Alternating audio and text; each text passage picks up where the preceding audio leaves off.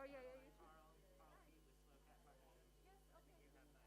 Yeah, I know everything. everything. So it's nice to meet you. Thanks Yeah, for moderating. with pleasure. With pleasure. And Imogen, hi. Hey, can we take off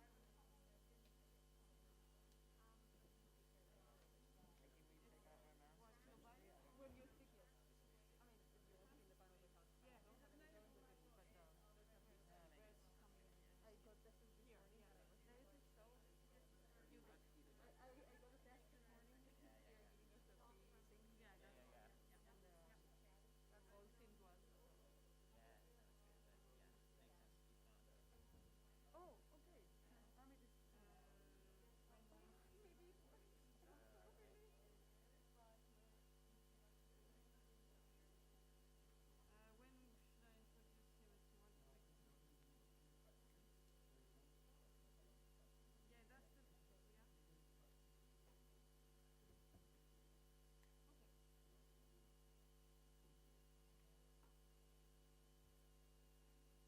Yeah. Okay. Ah, yeah, I saw that one is missing. Okay, no, it's gonna be here, over there. So we should all use microphones and not that person one. Yeah. Okay, so it's Amit. Yes, sorry. Guy from India. So somewhere we have Jess. Probably the email. You had sent, I think, the speaker note. Yeah.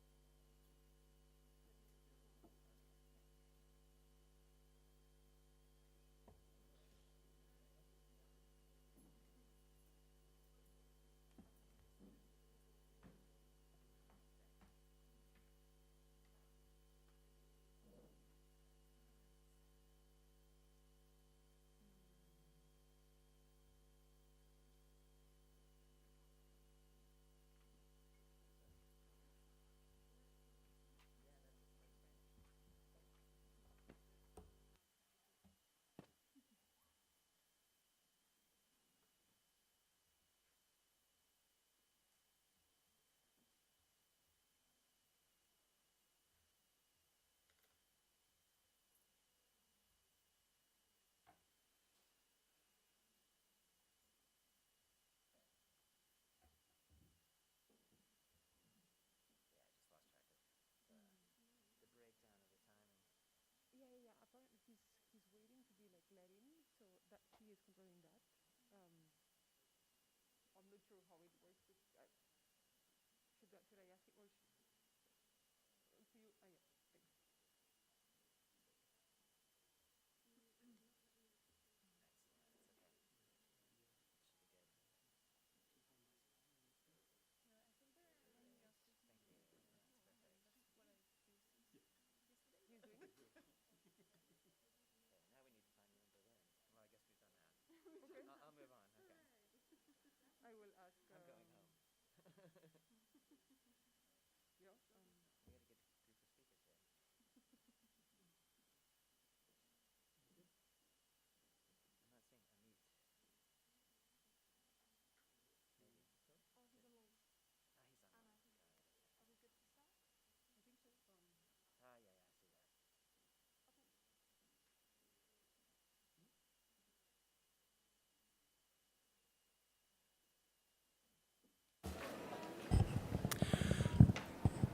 Good afternoon.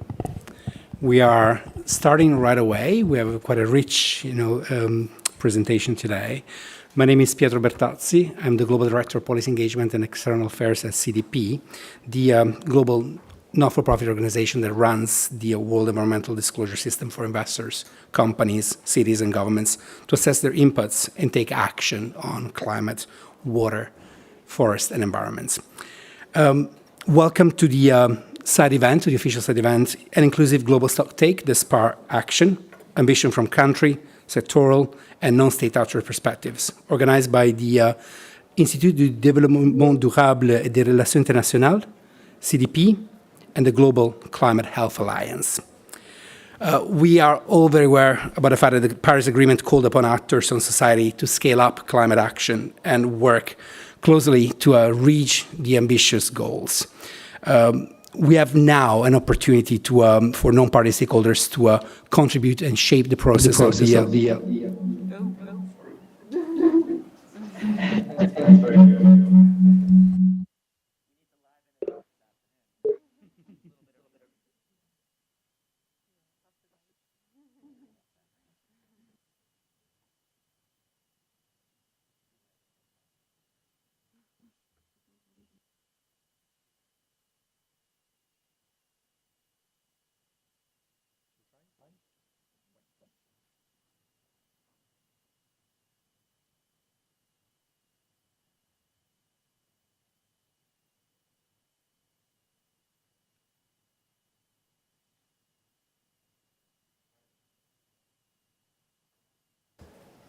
What about now?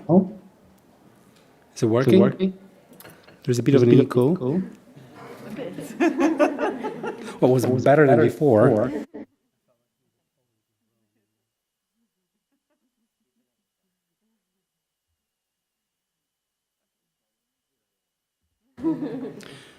going to try again. And it feels like, it's working now. Okay, sorry for that. And I was, I will, resume mentioning that this is an important week for us here in Bonn, because indeed we have an important milestone to sign, which is the first technical dialogue on the global stocktake are taking place here in Bonn, are actually starting this week. And it is, incredibly encouraging actually to see that non-party stakeholders are already contributing quite a lot. And there is information collected and in the technical dialogue of the global stocktake. But what does a successful first global stocktake look like, and how can non-party stakeholders be best included? The experts on this panel are actually presenting their views today, and we will hear as well from the high-level champion team, their perspective, and they've been, indeed doing quite a lot in the last, few years to galvanize non-party stakeholders' action. We see at CDP the inclusion of non-party stakeholders to be a vital element of the global stocktake. But in order to adequately capture the progress on non-party stakeholders, we do need a clear, streamlined process to capture the contribution and inputs of companies, cities, states, regions to feed in the global stocktake. Actually, this week we are launching at CDP our policy brief, the Paris Agreement Global Stocktake, integrating non-party stakeholders into an inclusive stocktake. You have, this publication on your chairs. It is, of course, available digitally for all the all our friends and colleagues following us online. 3 points we have on the successful and inclusive global stocktake. The first one is that, indeed, non-party stakeholders must be integrated.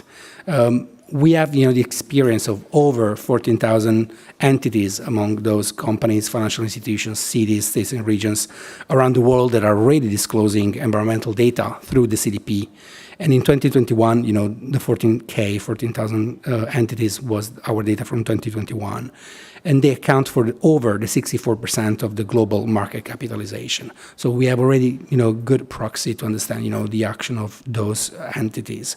Additionally, more than 10,000 businesses, cities, investors, and other organizations have joined the UN Race to Zero, and 3,000 companies have set or are committing or have committed to be setting science-based targets.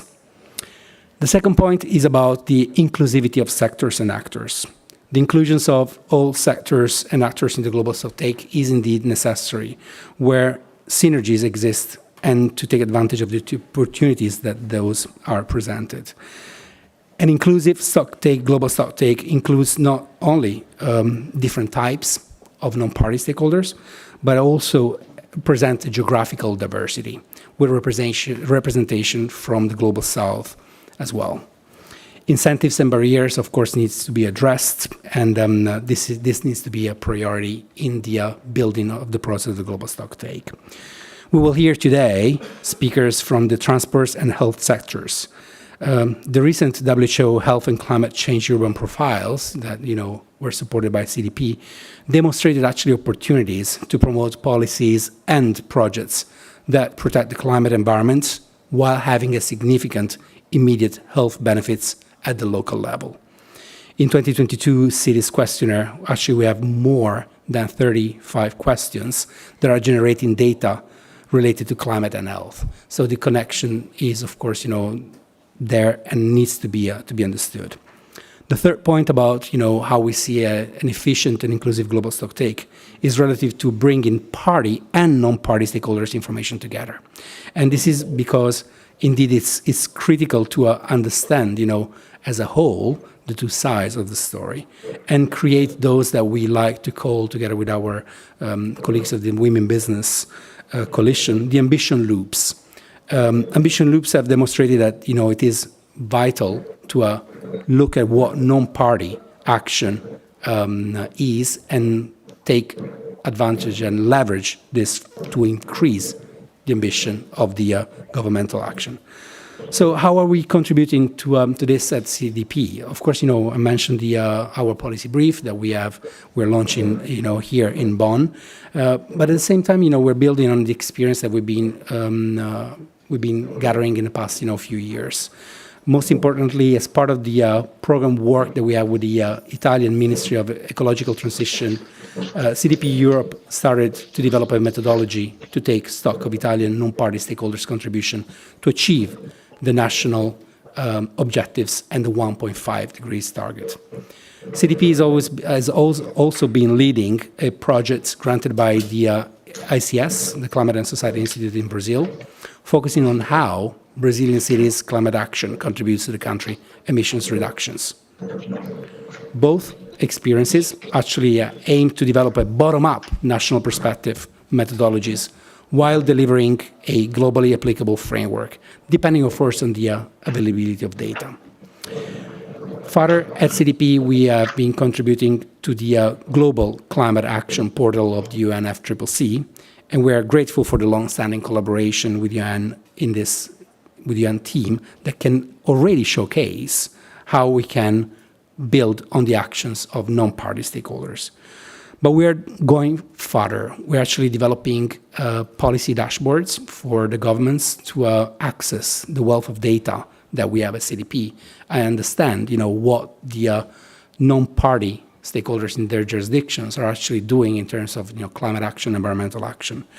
This tool is being piloted over the summer and will be officially launched in COP27, knocking on wood. And with this data-based analysis, we can actually contribute to global efforts for the global stocktake, for the enhanced transparency framework, and to build targets at national level which are based on the evidence of what the non-party stakeholders are already doing.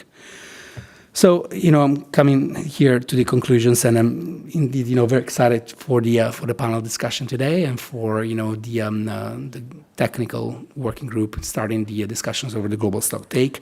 And I will hand over to the chair of the session, Marina Pouget, at my left, International Climate Governance Advisor at Cannes, France.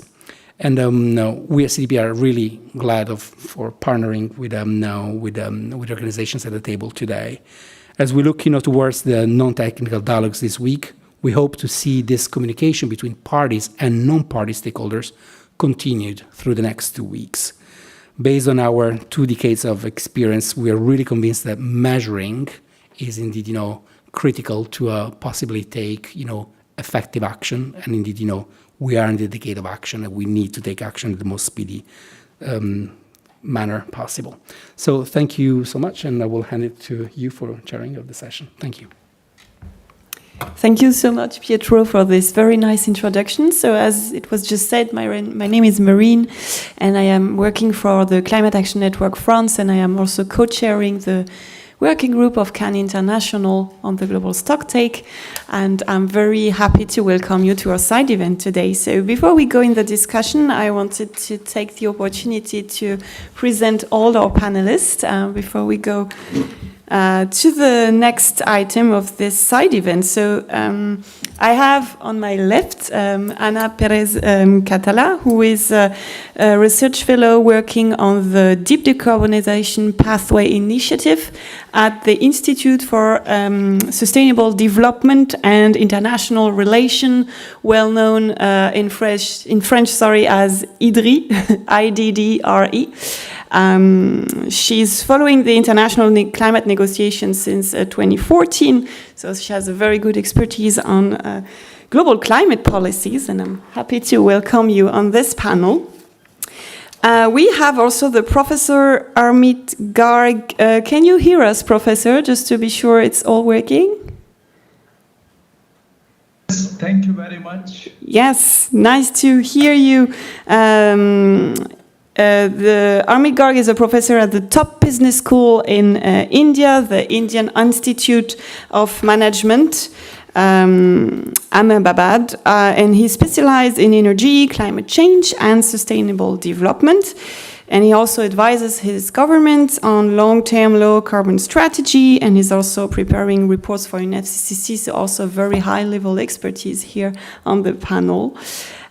Just after, we have Jess Beagley, just over there, responsible for coordinating the policy work of the Global Climate and Health Alliance, an international network of health organizations and health professional organizations who recognize the implication of climate change for human health. So welcome also on this panel. And after, I have also Karl Peet, just over there, a senior advisor at the SLOCAT partnership on sustainable low-carbon transport, and Karl oversees and provides strategic direction for SLOCAT research and knowledge development activities to support the promotion of sustainable transport in global policies on climate change and sustainable development. So welcome, Karl, again. And at last but not at least, we have Marina Marçal just over there, coordinating the climate policy portfolio on the Climate and Society Institute. And she's also visiting scholar in the Columbia Law School's Environment and Energy program focused on climate policy and equity.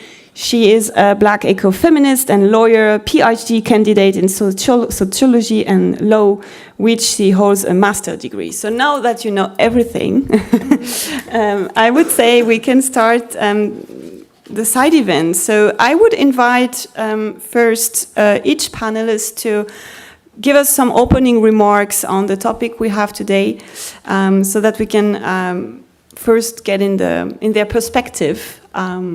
And then we will invite Frances Hui, who is just here, to share also her vision, and then we will have a Q&A discussion where you can also raise up questions. But maybe we start first with our panelists, and I would say we start with you, Anna. I let you the floor. Thank you very much, Marina, for the introduction, and thanks, everyone. I'm very happy that this panel is working in the end. We had some both technical and last-minute issues, so yeah, I'm extremely happy. You cannot imagine how happy I am. Okay, since I'm the first one, I wanted to give an introduction that also maybe helps frame the rest of the speakers that we have today. Maybe they can take things off from what I am saying, so it will be maybe a bit broader, but it maybe sets the scene. So I'm going to start by saying something that everyone knows, which is we are not on track to meeting the long-term objectives of the Paris Agreement, right? And we really want that this happens and that we move to a phase which is more towards implementation. For that, we have different types of analysis. We have an analysis that looks more at the gap you know, like the UNEP report or even the latest IPCC reports, which are saying us NDCs or pledges are not enough, etc., etc., etc. Right? But there's also another type of knowledge, which is more the how you actually get there, right? And what is actually needed to foster this implementation. And then this is here where you look at what has happened in the past, what needs to happen in the future, what are the trends that are working, that are not working. And I believe, and we believe at IDDRI, that this process is very much at the core of the ratchet-up mechanism of the Paris Agreement. Trying the global stocktake basically is both this, let's say, more accountability mechanism that looks at what's still missing, but also that helps implementation, that when you exit the global stocktake, you actually know what to do with it. You have something actionable both for the non-state actors, but also for the parties. So I'm saying this because last year we published a report which as coordinated by IDDRI, but with many authors. One of these is Professor Garg, which was called Climate Ambition Beyond Emission Numbers. We gathered 70 authors. We had 26 countries from many different countries, like smaller, bigger, north, south, different GDPs, etc. And we also included 3 hard-to-abate sectors. What we were trying to do is see deeper, look inside these countries and sectors and say, where are the developments that are going in the right direction? Where they should be accelerated? What are still the major tensions? And this could be because of the analysis of the discourse that's going on in these countries, of the governance that it has, the action, the policies that are being implemented. To me, this report that I'm just now explaining to you is an example of the type of knowledge we need for this global stocktake and what I really want the global stocktake to do. Why? Because you are looking inside the necessary transformations and you're seeing what are still the barriers or what are the conditions that will enable that this actually changes. I'm putting an example. So if you know, and we all know, that we need to change our electricity system and actually move to 100% renewable, some countries or some sectors or some regions may do it faster or slower, and you want to look at it and be able to say, oh, it's because of these barriers, it's because of these other things, and we could enable it by changing this or that. For that to be relevant, it has to be very much bottom-up, and I'm here going to what Pietro was saying also at the beginning, because countries will have a very heterogeneous nature, also the non-state actors, so something that is a challenge for a country may not be for another, but there will be some global ones. So in the example I was putting before, maybe a challenge for at the global level is, for example, the price of batteries if we are doing an energy transition. But then some countries will say share some problems themselves. For example, many of the countries in the south, they have a problem accessing capital, and therefore that's a shared problem that if you solve it could actually move faster the transition. So I'm saying this because it's a way to look deeper into these trends, into these transitions, and basically putting the countries and the sectors at the center of this implementation, and in this case of the global stocktake. So I'm going to end with this, saying that with this idea, we want. What I would really like to see that comes out of the global stocktake is that at the very end, you have something that is useful for those countries, right? That they come back home and they know that they are going to implement something useful. Also for those non-state actors to then put pressure or to also implement depending on which type of actors they are. And for that, we need the relevant information, we need the relevant signals, and so on. And if it's granular, if it's detailed, and if it's bottom-up, it will definitely provide this type of information. And hopefully...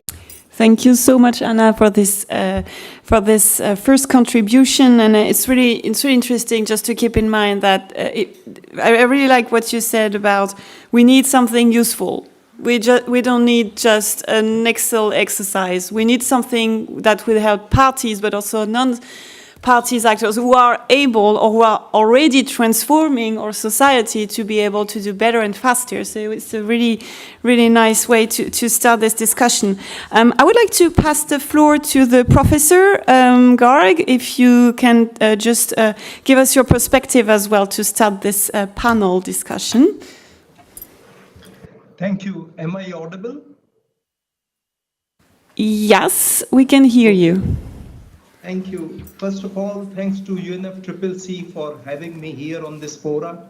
And thanks to Anna for not only coordinating the project on deep decarbonization across developing country, large developing country, and also maybe facilitating my coming in there. Thank you very much. Now, the topic is very interesting, and so are, I think, the approach we can have to meet this topic. The first thing is that how do you make it inclusive? Inclusive for whom? Inclusive inside the countries, in the countries, including North and South inclusion, inclusive across sectors, including across technologies. So it's a very wide spectrum. I would give 5 points. First point is that growth aspiration, such as of developing countries, and also issues such as energy security, should be taken with understanding and genuine concern by all in GST. I think this finger pointing, we are well past the time when we can say you are emitting more, you are emitting less. We are looking for solution space. We are not looking for problem space. So first thing is growth aspirations and energy security should be linked in. The second thing, in my opinion, is green projects should be provided fast-track sustainable finance anywhere in the world, irrespective whether they're in developing country, developed country, least developed country. Carbon is carbon. No, it goes up there and creates problem. So wherever we are able to save, let us create systems for green projects financing. The third point is we should train staff at all levels, experts at all levels in, let us say, ETF, enhanced transparency framework, let us say in modeling, let us say in sectoral reporting. All these things we have to train, and UNFCCC is doing a great job. Slightly, maybe more thrust is required for some developing countries that are lacking. That is next point. Then I think adaptation is also to be considered in this whole thing. So climate vulnerability, goal for adaptation, that has to be brought in, because that is a big focus for developing countries, least developed countries, because they will bear the brunt. If you can understand that insurance market is the biggest industry.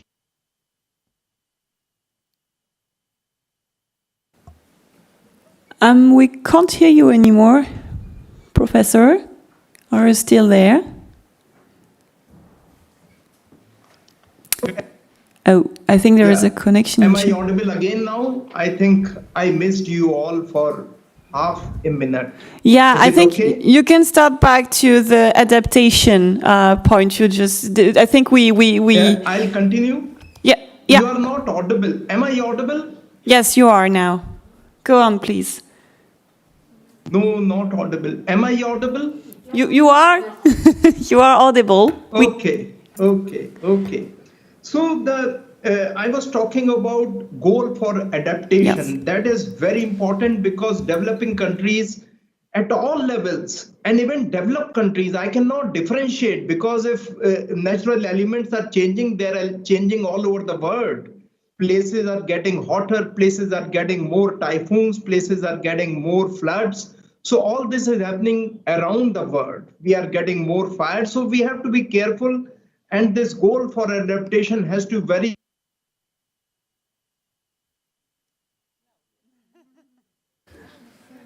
That is, yeah, that's the internet problem. Professor, if you are still there, raise your voice. I would propose maybe we could just pass the floor to Jess, and hopefully then the Professor Garg would be able to continue what he was saying. So, well, Jess, I just passed to you the floor, and let's, fingers crossed. Thank you, Marine, and thank you to the speakers so far, and I hope that we hear more from Professor Garg shortly. And really particular thanks to Anna for drawing together 3 separate side event applications so smoothly and summarising them with those opening remarks. My background is in health policy, and I'm going to speak about health today, but really from the perspective of health being an example of a sector that we can be looking at in the global stocktake, not because health is more important than any other sector, and to touch a little more on how health can offer a motivational narrative in progress towards implementing the Paris Agreement. So I said my background is in health policy, and the WHO, which I've been following for many years, has no shortage of its own policy and political agreements for health, but despite this, it also recognises the Paris Agreement as a crucial agreement for health.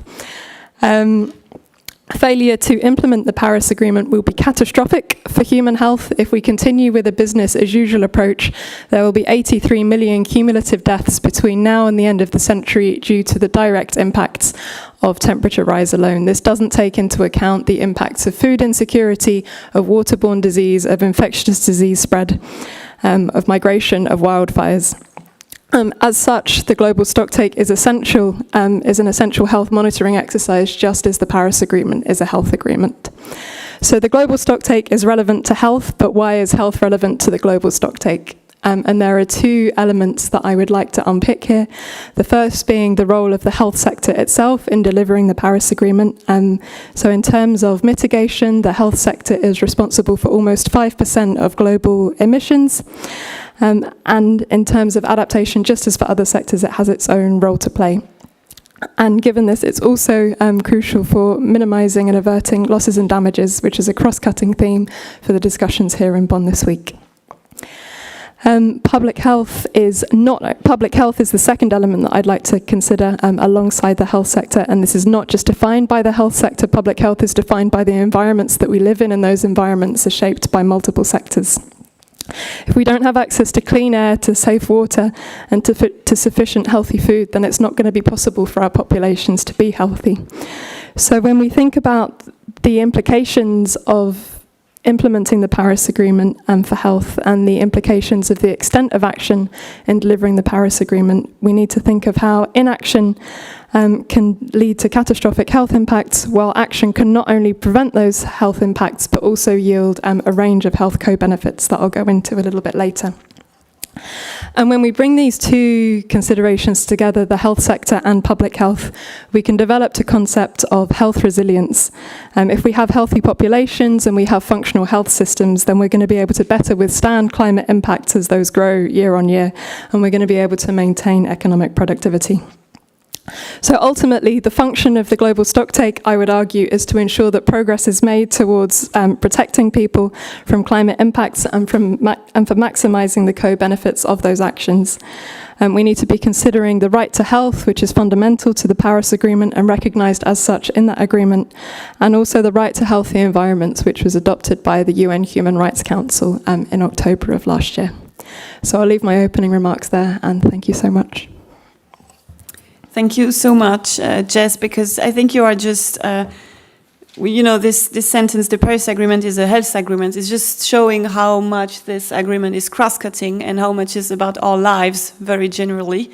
And the global stocktake is probably an occasion also to have this broader overview on all the sectors that need to be assessed in order to protect our people, but also ecosystems and our planet. So thank you so much. I just want to check if the Professor Garg is back to us, but I don't think so. He's waiting to be let in by the... Oh, he's waiting to be letting in the waiting room? Yeah. Isn't he? All right, maybe in the meanwhile, I can just pass the floor to Karl and we continue the conversation. Thanks. Sound mics. Yes, so first of all, thank you, Marine, for passing it along. Thanks to the panelists and the organizers, and really thanks to you in the audience. It's really just wonderful to be face-to-face once again. Even though you're in disguise, we know you're out there.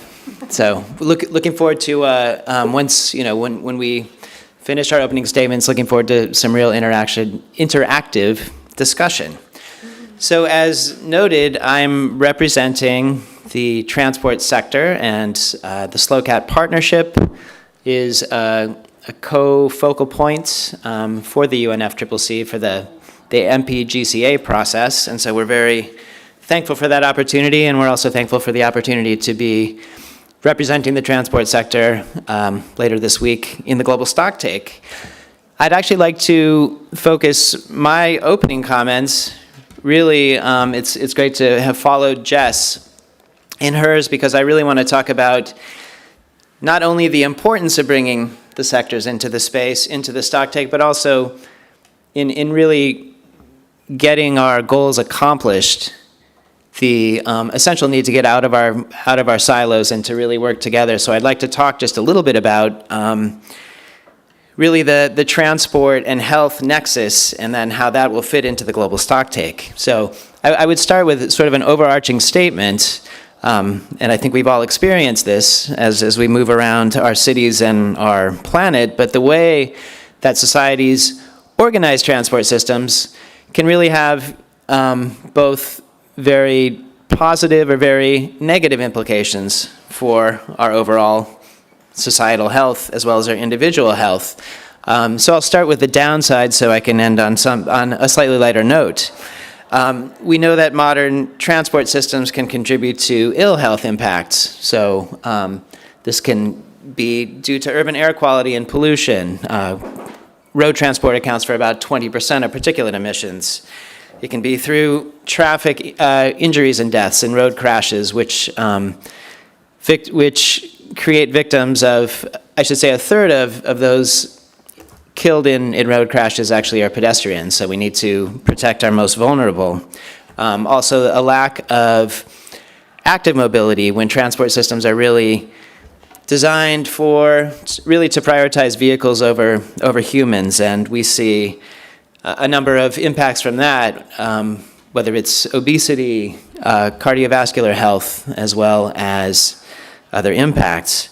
At the same time, if we can reshape our transport and mobility systems to focus on health, we can dramatically increase positive outcomes and increase the convenience, affordable and more equitable access to essential goods and services, and to opportunities for education and employment. So we see that a broad shift to sustainable active transport through walking and cycling and public transport is essential to achieve both climate targets as well as health objectives. And just to put that a little bit in the context of the UNFCCC, we are pleased to see that health has gained prominence in the process. At COP26, we saw over 600 organizations representing 46 million nurses, doctors, and other health workers signing on to the Healthy Climate Prescription Letter. And this calls for countries and cities to really make health a central consideration in delivering their NDCs. And so this is also very important for monitoring the global stocktake. And of course, there's that very close transport link. So just in winding down here, I would assert that we're seeing progress in this area, and starting to highlight these essential nexus areas and action areas, and we have the opportunity for COP27 to build upon this momentum by bringing more closely together health and climate and transport in defining, revising, and delivering NDCs as well as long-term strategies. And we look forward to the opportunity to really point out both the gaps and the opportunities for transport in particular through the global stocktake. Thanks. Thank you so much, Karl, for this. And I think it's a very concrete example on how we should include all sectors, because these are sectors that are facing some challenges and who needs to be transformed, but they are also the ones who are bringing the solutions. So we won't be able to implement the Paris Agreement if we don't have these sectors being part of the co-designing of our policies. So definitely they should be part of this global stocktake assessment. Before I give the floor to Marina, I think we have the professor Garg back. And I was wondering, Professor, if you can hear us, if you could finish your intervention. You were talking about adaptation as you left us. Yeah, so thank you very much. There is some issue with the internet, but we'll manage. So I was talking about goal for adaptation. Developing LDC, everybody, all countries will be affected in their own way. Some will have resources to manage, some will not have resources. But climate does not spare anyone on the world. No, the temperature, the rainfall patterns, everything happens. So this is one thing. Then I think my last point, which I could not complete, was something that if we have to really look for a strong action on coal, I understand this is a very sensitive issue, then embargo on coal financing has to go. It cannot be otherwise. How do you expect the developing countries to change? It is not possible. Despite their being very, I think, proactive in taking steps, if it is not financed, from where they will come bring finances? I was looking at seeing one report, a very prestigious financial institution in the world. They said only 20% will be funded. You have to arrange for 80% funding yourself. Who will fund that? Whether on self-balance sheet or the host government or the local financial institutions, it is very challenging to do that. So I think that is my last point. So we will, I'll come back, and yeah, one more point. The climate transitions have to be led by the industry in a way that industry disclosures have to be very strong, and we can see this happening in difficult to adapt, difficult to mitigate sectors. Steel is there, so steel companies have to come forward. Transport, battery makers have to come forward. Bioethanol, the business has to come forward. So all these things, businesses have to come at the forefront, whether they be in developing country or developed countries, they have to form a coalition. So we can say that these are the non-state actors who have to come forward. So I stop here. Thank you very much. Thank you so much, Professor, and happy to hear your last points. So I think really this intervention was also about how the GST can answer to the emergency situations we are in. It's really about what are the solutions we can implement right now? What are the good projects to be financed? Who needs to be trained, and how do we face the very big challenges we have to face now on adaptation, finance, fossil fuels, and we can't make progress without having all the actors around. So I guess that's also a very inspirational contribution we just had. So I guess we can finish the panel discussion with Marina. I can give you the floor.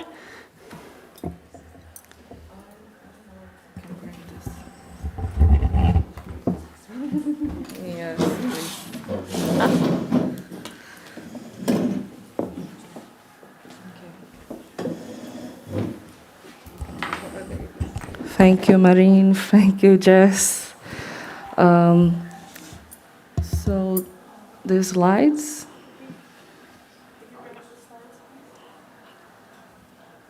Please. While we are starting, I would like to say, as Karl said, it's really good to be in person, see people again, and even hear the process outside. I think it's important to make us to remind why we are here, giving us the sense of the climate crisis, and why we are talking about global stocktake. So, yes, it is. Thank you very much. So I'm really thankful to be here, and I think there is a little bit of privilege to be the last one and hear the colleagues speaking before. I would like to be thankful also for CDP invitation and my colleagues in Brazil watching us, Miriam, Andre, and all the people working with CDP Latin America. As Marina just presented me, I work in a nonprofit organization called Climate and Society Institute in Brazil. So we work supporting financially and also with strategies, nonprofit organizations in Brazil doing grant making, and trying to have more organizations in Brazil working with decarbonization. My work specifically with the portfolios is very focused on how we can have a more ambitious NDC in Brazil and go for the implementation. The second one is how we can have subnational level playing a role of leadership in the climate agenda, and the last one is how parliamentarians can be avoiding setbacks and also guaranteeing that the legislative reforms get aligned with the Paris Agreement, which I can say easy that this last one is being a hard challenge in Brazil in this context. Could you please pass for the next with Imogen? Thank you, Imogen. So, as you can see, all these responsibilities is very connected with the challenges that we have with global stocktake, and we don't feel that we can work about a global mechanism alone, so we are working in partnership with CDP, ICM, and also with the support of Climate Works, which is also organizing a conference next week about independent global stocktake, which will help us a lot to think about the role of non-party stakeholders. Could you please pass for next? Thank you, Imogen. And we are seeing in Brazil that we can have a lot of similarities, but also challenges the other countries in Latin America are facing, and that's why we are part of the Latin American hub. I think Enrique is here, and also Josefina. And after Brazil updated the NDC, we have many different sectors and non-party stakeholders that feel it doesn't have the ambitions enough that we need for the climate emergency, but also that it doesn't connect the role of different MPS and the targets that they already compromised in the last COP, for example. So we are seeing after you updated an NDC, you need to have plans for implementation. And that's why in Brazil we're talking about next year as the year of implementation. What kind of efforts we need to do to see finally the compromises that civil society and the companies in Brazil and non-party stakeholders in general are taking and advancing the agenda. Please, Imogen, next one. So this slide is in Portuguese, but I can say real quick, after the NDC, we can talk more about mitigation, adaptation, ways for implementation, as I said. After this effort, we can talk more about strengthening of transparency, which is really important when we're talking about climate governance in Brazil. I also think that the data from the IPCC reports can show us the sense of emergency that we need to bring for the subnational level. And then when we do this first effort of global stocktake, that, of course, as even UNFCCC recognized, we have a learning curve with this first effort, but it can show us how we can go for an increase of ambitions and be repeating this cycle. Please, Imogen. So, yeah, we are working with the local level, regional level, national and international. I was mentioning outside real quick with Karl that we are trying to explore the level of competences of different stakeholders. For example, the transport agenda in Brazil really depends on our mayors. So we can talk about with the mayors about the transport agenda because they do not depend as much as the federal level as in different agendas. So we can go from the international, the national, the local and regional to be advancing in certain way of implementation. Please, Imogen. So this is basically CDP global strategy, and we are trying to improve together in Brazil. It's about to create capacity building of city and states and other different stakeholders in global stock take. I need to say for you that we have a huge challenge in Brazil this year because we have an election for president and also an election for governors, which will be in October. So we are trying to do as much as events as we can do in this first semester to have people engaged, because after the second semester is really hard. Sorry, Jess. It's really hard to have media, to have non-party stakeholders thinking on other agendas while what they are waiting for a new scenario after the elections. But work with the city levels working really good. We are also doing technical dialogues with a different approach. We just did last month in the climate change Brazilian conference, an event about global stock take with states and cities talking about their level of competence, what they can do now waiting for the federal level. Second one, as I said, we need to develop a narrative of implementation of actions to promote climate ambition in Brazil. As most of you know, we have the biggest number of governors in the last COP, biggest number of CEOs in the last COP, many women in the last COP too, representing these companies. But we understood that in Brazil, these movements like Governors for Climate, which started in 2019, they need to do this effort of compromising with climate agenda, race to zero, race to resilience in 2020, 2021, and 2022, especially because 2022, they are running for the elections the year that they will promise. But 2023, we need to talk about implementation. What are you going to do to implement the targets that you assume with civil society in Brazil? And it can work with many different developing countries, as Professor Amit was in doubt about how we can talk with different languages with other developing countries, so the challenges that we face together.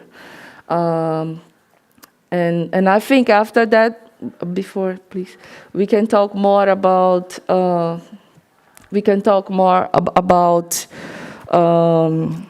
sorry, just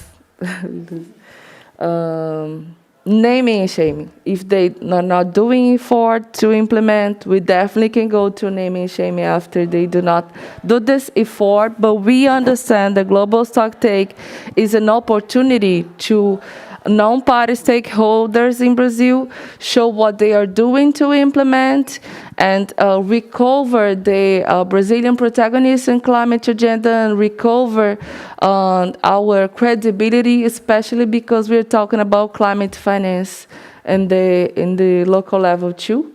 And the third one is data analysis and production of reports to assess gaps in compliance with the Paris Agreement goals. I really think this IGST conference will help us a lot to think about these gaps that we still have, considering the learning curve of learning in this topic. Please, the last one. No, it's not this one. No. Okay, I can mention if you do not have the slide. I'll try to be real quick. So we understand GST as an essential mechanism to achieve the Paris Agreement, but we need to be honest, civil society in Brazil, the non-party stakeholders in Brazil is not still engaged with the IDDRI process to be really reporting, so we need to create capacity building. The actions we needed after capacity building is to advocacy and political engagement with this different approach, state level, city level, and other levels that we can work. We really think that subnational level can put pressure down to top for the federal level, so we can have a more close approach with the ministers after the elections in Brazil. The scientific and technical production. And here I would like to say we have challenges with this election transition. Depends of the president in Brazil. We can have one that we can have more dialogue, and we can have another that we will have less dialogue. But we still face challenges about capacity building with non-party stakeholders and data analysis. And our desired outcome to finish is that Brazilian MPS highly engaged with the GST process, so they keep the federal pressure in this agenda, strengthening the ambition loop, as I show in the circle, about Brazilian climate change actors, and enhance the Brazilian NDC implementation and ambitions. Thank you for that. Thank you so much, Marina, for bringing this regional perspective in this side event, and also showing us how we should prepare national authorities for the GST, but also subnational, so that this can be effective and that we can have everyone on board. So now, looking at the time, I think we should move to the next intervention from Frances Way, which I am inviting you to join us here. Frances is the Executive Director of the High-Level Champion Team, and we are very happy to have her with us today. And maybe just 2 questions that you can use for your intervention if needed. Was wondering what do you expect from the GST on your side? What could be the outcome? And also if there are any reactions you would like to provide from the panel, please. Super, thank you. And very pleased to be here and be at a CDP event, which is was my home and education of all things climate change before I did this job.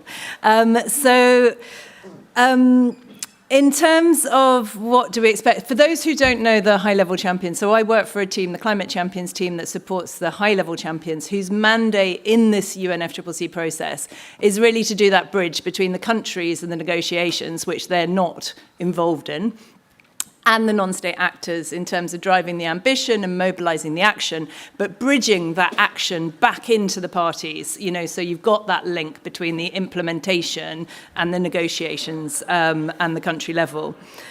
So in terms of what we expect from the global stocktake, I'm going to echo a lot of the things I've already heard from the panelists, to be honest, because this is not just about looking backwards, it's about looking forwards, and it's about talking about opportunities. And in the ideal outcome, in the way that this is set up, with the sort of 5-year cycle that you saw in some of the slides, the global stocktake happens. Every country in the Paris Agreement goes back. They have better information to increase their ambition, not just in mitigation, but across all the elements of mitigation, adaptation, and the means of implementation, including the financing. And then they ratchet up and they come back with strengthened commitments and ambition because they know what works, because we've told them as the non-party stakeholders.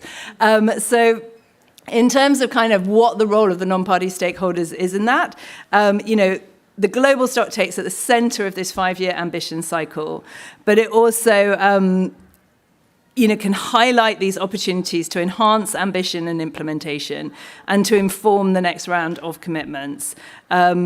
As well as being self-reflective. And I have to say, I was so pleased, Anna, when I heard you sort of talk about the solutions, and you echoed it as well, because when I first heard about, we need to think about how non-party stakeholders can take part in the global stocktake, I was sort of literally thinking, do they not read the IPCC report? I mean, what are they going to learn? And, are we doing enough? No, we're not doing enough. We all know that. But what we don't all know is the solutions, what has worked, what hasn't worked, and how to bring that information forward. And that's partly why this sector approach and that sort of granularity of information is going to be really important to really equip the countries, with a better toolkit of information to come back with enhanced ambition. So in terms of at Glasgow, when the GST process was launched, there was an official recognition of the crucial role of non-party stakeholders in implementation and enhancing ambition. And the champions were given a clear mandate to sort of help facilitate the non-party engagement in the global stocktake. So in order to exercise that, we're doing our utmost to sort of ensure that non-parties can contribute. A number of you will be in the technical dialogue. I think it's, it's quite a good ratio of country negotiators to non-party stakeholders. stakeholders. So really hoping, that is a rich discussion. And, we want to see more of that sort of representation, but also think about how we ensure the documents going in, a number of documents went in February, they'll go in again in August, are really as sort of joined up and on message and not kind of competing with each other or sort of trying to show my target's better than your target, that we're really giving a sort of helpful piece of information. So in terms of what we've heard from both parties and non-parties of what would make the global stocktake effective, it needs to firstly generate clear, actionable information about what is working and where there are shortfalls of opportunities to do more. It needs to, and we're hearing this so much from the countries, it needs to speak clearly to domestic policymakers, not negotiators, domestic policymakers. What can they do to provide the enabling regulatory environment to accelerate these actions? That's the information we need to be putting across, okay? So, less about kind of UNFCCC consensus agreements, domestic policymaker information. It needs to break down the silos, offer practical solutions for the way forward, including by looking through a sectoral lens. It needs to explore regional approaches to ensure information solutions are locally informed and relevant. And it needs to be balanced and look carefully at resilience, mitigation, and mobilization of finance in an integrated manner. Should I leave it there? I could go on for hours, but I think I'll stop. All right. Thank you so much. Well, I think, so we just had all the panelists and Frances who just did an amazing closing remark on the first introduction, so say, to this topic. So maybe I can try to open up a bit and see if there are questions in the room. I have also some questions already for the panelists, but I was also hoping to see if you wanted to participate in the conversation. But I guess what I'm really keeping from the all interventions we just had is that this is really about solution, and this is about making this real. When I say this is the Paris Agreement at the local, national, regional level, with all the possible actors that are contributing or who will have to contribute to the transition. And for civil society, the global stocktake is, of course, an extremely technical assessment, but it's just also about saving lives. It's about saving ecosystems. It's really also why all these people are claiming outside since 30 minutes. It's about protecting the most vulnerables from climate change and be sure that we are on track. So now that we have this process that is extremely interesting for us because it's so inclusive, at least for the moment, we will test the formats that are proposed for these SPs, but this is very rare that we as non-party stakeholders can not just sit in a room, but co-design a UNFCCC process. So I guess that's really something I wanted to underline, and I think it's something we have to keep in mind.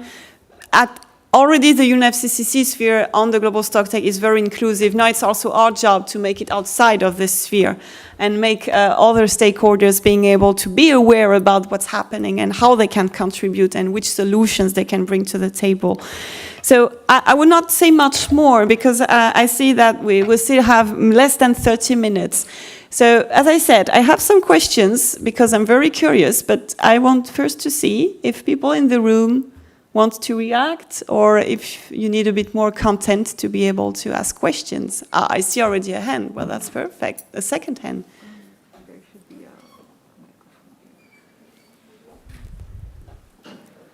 Can you please again raise your hand so that, yeah, perfect, sorry. Yeah, thank you very much.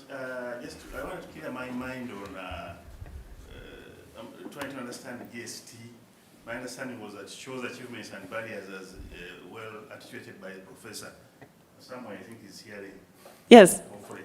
I just want to find from him again, he emphasized the importance of adaptation that needs to be brought into focus.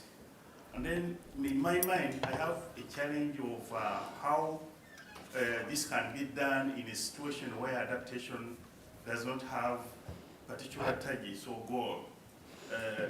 Because this is a challenge for developing countries. But then we don't have a target in measuring towards where are we heading to.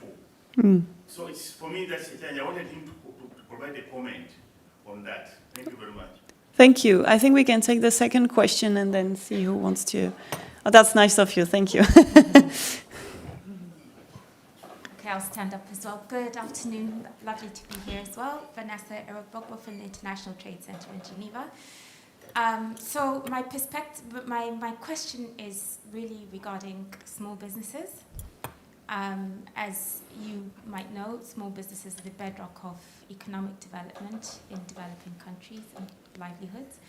And I wondered how their perspectives are being gathered towards the GST. We've seen in our work in the data that we gather, small businesses reporting not just the impact of climate change on the disruption to their businesses, but also the measures that they're taking off their own back, even in most cases where they lack incentives or adequate investment. So just wondering how that perspective is being incorporated. Thanks. Well, then maybe we can already go on with these two questions and see if more are coming. If not, again, I have what I need to that. Maybe the question on adaptation, we could ask the professor to directly answer. I don't know if you could hear well. Do you want me to repeat the question? That would be great. Yeah, please. So the question was how to assess really adaptation, because we don't have a goal really. It's not like mitigation with, with green gas emissions reductions by a deadline. Okay. So how do we measure that better? And then I could pass the floor for everyone who wants to answer. Yeah, please go ahead. I think the main point here is that mitigation has to be seen as a co-benefit of sustainable development. We should be seen as the main goal, like SDGs. So if that happens, that is, we take it reverse manner, I think many developing countries would be game. They would be listening then, that okay, we want to assist your development. And then if it also happens to mitigate some GHG, my belief is, and we have done some exercises, modeling exercises, if SDGs are met completely, about 50% of emissions will be reduced. And if Paris Agreement is done completely, 50% of SDGs will be met. So we have to be very clear that for developing country, maybe we push through a sustainable development route. For rich nations, developed countries, maybe we push directly through mitigation. Thank you. Thank you. So the SDGs might be of use there. Anyone who wants to touch on adaptation or also on the small businesses? I have Jess, please. Just briefly on adaptation, there was actually a proposal that was considered by the Adaptation Committee last year to look at health metrics to measure progress towards the global goal on adaptation. And there's this concept of saved wealth and saved health. And if we could monitor, for example, what's called disability adjusted life years, the loss of life years is one thing, but loss of quality life years gives us disability adjusted life years. And if we could monitor those and the impact across sectors on how many disability adjusted life years could be saved, and then that might be one way to really concretize and make real this concept of progress towards the global goal on adaptation. Anyone else from the panel who would like to react? Okay, Karl, please. Yes, very briefly, just to echo the professor's words, really love this concept of having mitigation a co-benefit of sustainable development as opposed to the other way around. So I think that's very powerful. And I'd like to make a quick point also with a sectoral perspective from transport, is thinking about, of course, we're very familiar with those measures that have both adaptation and mitigation benefits, but I would argue that, agreeing as well that we don't have that clear target. We don't have the same kind of data that we have for adaptation and damage to infrastructure, perhaps, at a broad scale as we do just the raw emissions data. But from a transport perspective, I would say that transport systems must adapt so that societies can adapt, that, by continuing to create mobility and to move goods where they need to move, that we can create more resilient societies, so not just more resilient transport systems, but societies. And the final point I would say is by creating this infrastructure that's very adaptive, resilience, it actually maximizes for sustainable low carbon transport the potential for mitigating and reducing emissions from, again, moving people and moving goods. So just touching on that point of these really are clearly two sides of the same coin, and certainly we need to look at it holistically. Okay, very, very briefly. I think both are very interesting questions. On adaptation, we definitely need the global goal on adaptation negotiations to advance to, as you were saying, to see exactly where we are going. But I think both for the business question and for adaptation, what would be really interesting towards the global stocktake is that these actors also put their voices there. What I'm imagining is, we have been saying in this panel how important it is that there are bottom-up voices, that they really understand what's happening on the ground. It's the case of the business, for example. So we need more information like this, that it's actually submitted to the global stocktake, because it's closer to the solutions that we were discussing. Therefore, let's say business associations, even if it's like small business associations or something, could think like, okay, what are the barriers that I'm facing, or what are the things that would enable a transition, and therefore I submit this to the global stocktake. Of course, then we would need the process of the global stocktake to take them into account and work properly, but I think more submissions that look at this more detailed analysis would really help, and that would be the same for adaptation. Like, if several organizations, countries, I don't know, working or analyzing adaptation could think like, okay, in my country, what's actually the problem? Like, where I have the barrier, or what would enable this transition, and would make a submission towards that. That would help understand better. I mean, we understand well what is needed for adaptation, but that at least bring it to the global stocktake in this case. So I have the fear that the submissions that may be going into the global stocktake sometimes will be too general. Of course, there's some that not, because some people are making the effort. But I think if we have 3 rounds, right, until the 2023 one of the technical dialogue. If we get to more concrete points, then all these voices can be more heard, and then we will have a composite analysis coming from the bottom up that will paint a global picture that doesn't come from the top down. It will come from the voices, and that would be a great learning for what then we do to implement these solutions. So yeah, here my hope for the future. Yeah, that's actually answering a question I had in mind, which is really how to make this global stocktake really bottom up. And one thing we are using is the submissions. We tried to do exactly what you did. We had local communities from the ground telling in our submission through videos also. We use several formats because some people are not feeling comfortable by writing a paragraph on what they are doing on the ground, so we filmed them. And that's going in the submission, that's going in the GST, and that's something we use also during technical dialogues or as statements, like we say, we have this, we will use it in the World Cafe. So I think also small businesses or cities, others can use this to be, to really fit in the process and ensure this is really bottom up. But I was wondering if there are maybe other processes, ideas you consider to really enhance this bottom-up approach of the global stocktake. That was one of my questions. And a second question I had is, when we talk about inclusion, since a few weeks now we are working with several parties around the GST, and we could see that developing countries, for some of them, are really facing some challenges to be able to fully report in the GST, or also other actors such as maybe indigenous people organizations who might not have exactly the possibility to be, so generally the Global South community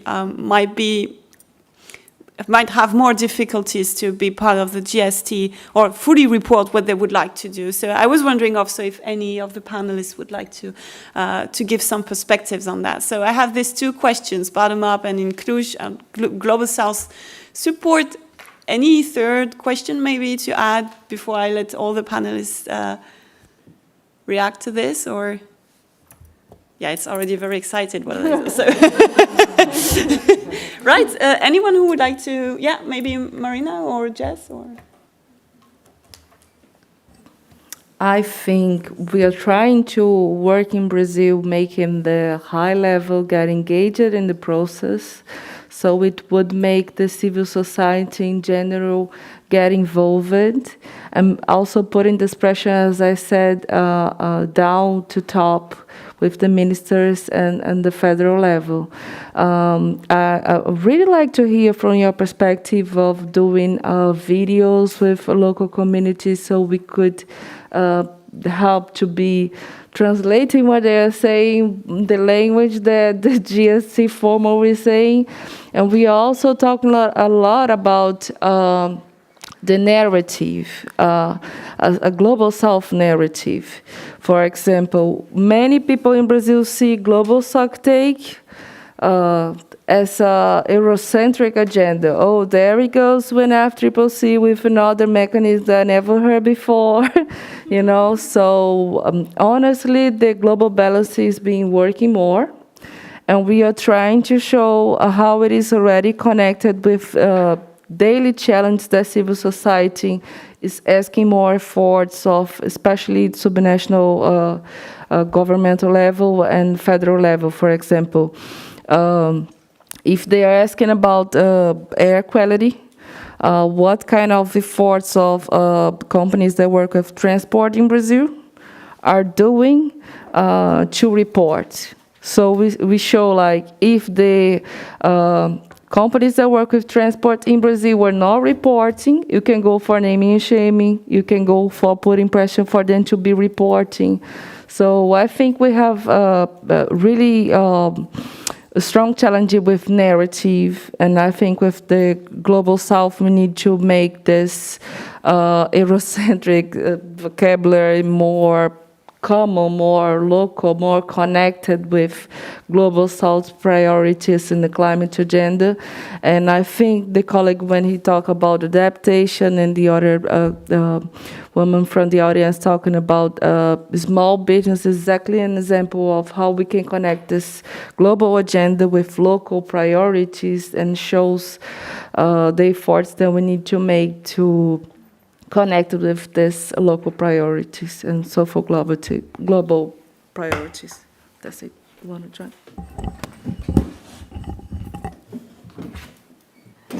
Thank you, and thank you everyone for your perseverance with the not musical chairs, but musical microphones. So thinking about a bottom-up approach, progress is sectoral, so monitoring progress also needs to be sectoral if we're going to be able to identify gaps and scale up good practice to address those gaps. So we, as everyone has said, we need to be looking at the specific content of transformations, and that includes what's taking place at sectoral levels. To go back on my health rant for a moment, thinking about health as a very, I think there are a few things that are more personal than health, so in that sense it is a really great way to be thinking about a bottom-up approach. So when we're thinking about mitigation, we can be thinking about health co-benefits and the calls that we hear from many communities for fossil fuel phase-out, and that's all fossil fuels, not only unabated coal, and how this is a public health imperative, but how in addition to avoiding health impacts, we can be yielding health co-benefits from these actions. So if we were to phase out fossil fuels, we'd prevent 3.6 million deaths annually, and that's just from outdoor air pollution, not considering the use of fossil fuels indoors. And this offers high returns on investment. It's not just a health gain, it's an economic gain. So in China and India, the costs of implementing the interventions to reduce greenhouse gas emissions through fossil fuel phase out would be balanced by the health gains, by the economic impact, the economic benefits of the health gains of improved air quality. And that's not to mention the reduced climate impacts, whether for health or for anything else. And then in transport, if we were to replace fossil fuel transport systems with active transport systems that revolve around walking and cycling, then that would save millions more lives each year. And in agriculture, meeting the Paris Agreement would say greenhouse gas emission reductions, in line with the Paris Agreement, in just 9 countries would save 5.86 million deaths every year by 2040. And there are tools that can be used to measure this, to make these personal bottom-up health gains quantifiable. WHO has got the Carbon H tool and the heat tool, and these are to measure health and economic gains in transport and from air quality improvements. IASA has the gains tool, Stockholm Environment Industry has the LEAP tool, and these are all really helpful for making these personal stories real. Again, I'll pause there. Thanks for listening. Thanks. I just want to check. I think, Professor, you have your hand raised. Do you want maybe? Yeah. Please go ahead.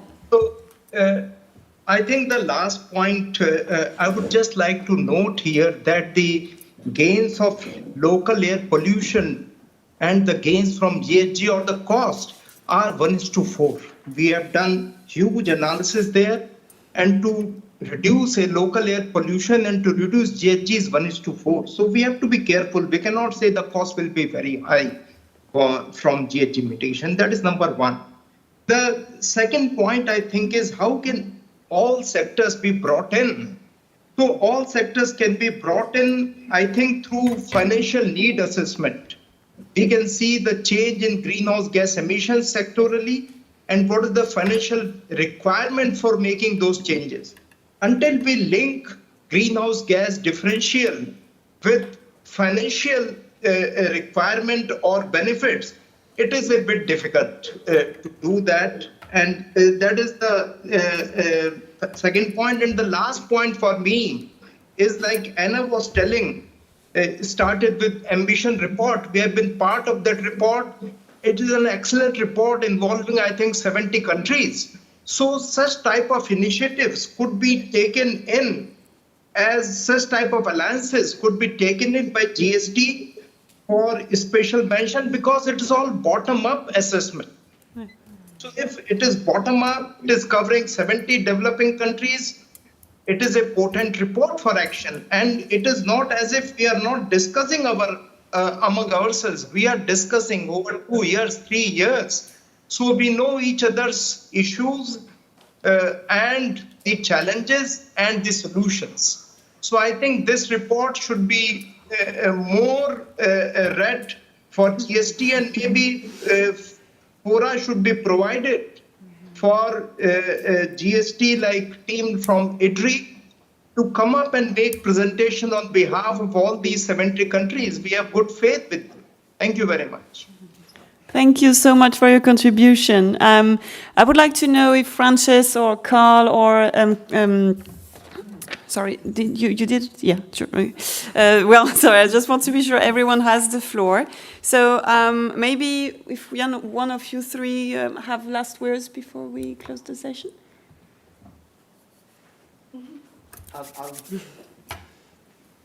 I'll jump in. Again, with just one more transport point. Raise your hand if you're surprised. I thought so. Yeah, but thinking about the Global South question, I also want to make the point, when we talk about informal transport systems, so-called informal, they're not, informal may be a misnomer, but also known as paratransit in some parts of Africa. But I think it's a very interesting example of, within the global stocktake, we don't have a lot of very centralized data, though there are a lot of efforts to map some systems. But I think in examples where there have been top-down efforts to try to replace, so we're talking about 2- and 3-wheelers or rickshaws, boda-bodas in East Africa, tuk-tuks in Southeast Asia. These systems that have, are not coming from central government planning, but I think the global stocktake is an interesting opportunity to, again, look for gaps there. And it's not, again, a top-down changing or reinvention, but looking for ways to help informal transport operators, riders, or others participating in the informal economy to create efficiencies, to create better health for both drivers and passengers, and to, in the process, clean urban air, reduce some congestion. But again, this goes well beyond transport. Just, I think, a concrete example of ways, I think, really opportunities and challenges to link, and as you had mentioned, Marina, I think, to kind of link what's seen as a global north agenda to something that can really benefit across the globe. So there's a point, another example, just to make it a little bit concrete. Yeah. Thanks. Anna, maybe you want to? No, nothing much to add. I was thinking that now we have the opportunity to see what happens, right? Like, that's very exciting. We are now, let's say, coming out of this event, and we're thinking that we had previously, and on Thursday it's the technical dialogue starting. So I think my exercise, and I want to pass it on to you, see what you want to do with it, but my exercise will be go into it, like absorb all the information that's happening, but also compare it with what we have been discussing today. Is there bottom-up information? The way it's being organized, is it allowed for these like more deeper discussions? My sensation for now is that, for example, the World Cafe will be really interesting and maybe something we want to look into, right? Because it will be more unstructured, more cross-cutting, you know, and these things is where the real information can happen. So maybe let's keep these ideas in mind, like how is the Global South represented? Are they taking into account this bottom-up vision and so on? And as I think it was Marina who was saying it, we have the opportunity to shape this process. It's really interesting for us all because the submissions will keep happening. We can talk to the co-facilitators and the process can be revised. So hopefully the next technical dialogue, we will all find each other in another room like this and we will say, hey, actually, some of our things were taken into account. And yeah, that was my thinking while I was listening to you guys to see how it will end up. Frances, any suggestions? Yeah, I mean, I think for those organisations in the Marrakesh Partnership, particularly representing different stakeholder groups, this time the whole expressions of interest was quite a hurried affair, and so it was quite difficult for people sort of who lived more than sort of beyond Germany probably to plan their trip. But I would say going forward, if hopefully there are more opportunities for organisations to really think about your own sort of who you're representing and whether they can show up as opposed to the secretariat of the group, so we can get a really diverse representation. But I know that takes planning, and so just to sort of plant it now. Well, thank you. Yeah, Marina, please.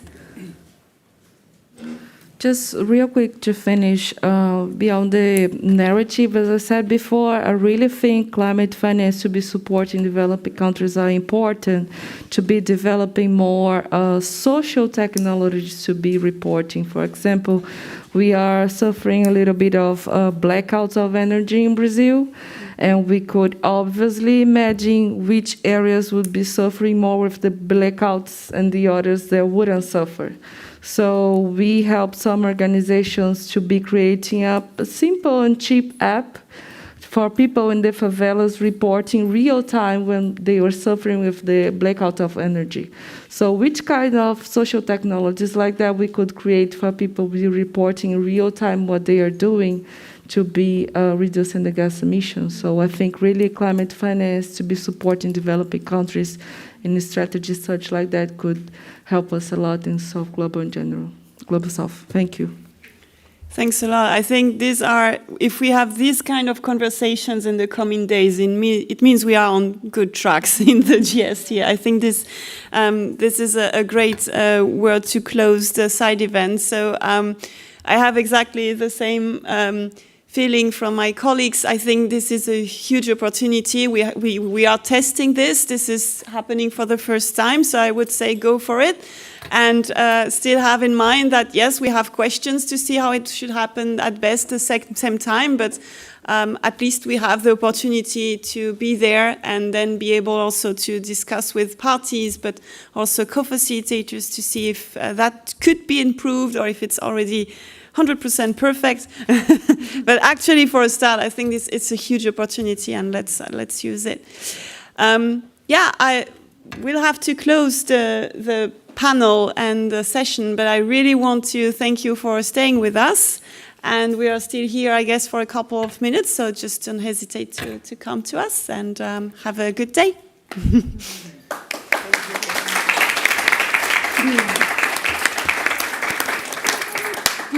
Bye, Professor. Bye. Thank you very much. You are an excellent host. Thank you very much. Nicely facilitated. Thank you. Thank you. Thank you for...